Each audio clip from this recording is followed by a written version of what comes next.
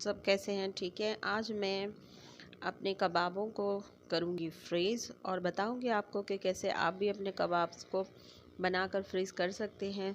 तो ये मैंने एक डिश ले ली है, इसके अंदर मैंने लगाया है ऑयल करके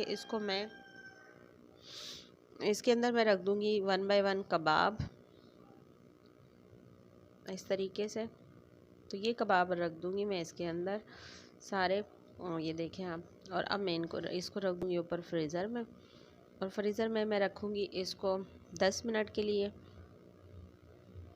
तो जी 10 मिनट के बाद ये कुछ इस तरह से हो गए हैं हमारे फ्रीज़ कबाब। तो इन फ्रीज़ कबाबों को हम डालेंगे एक कंटेनर में।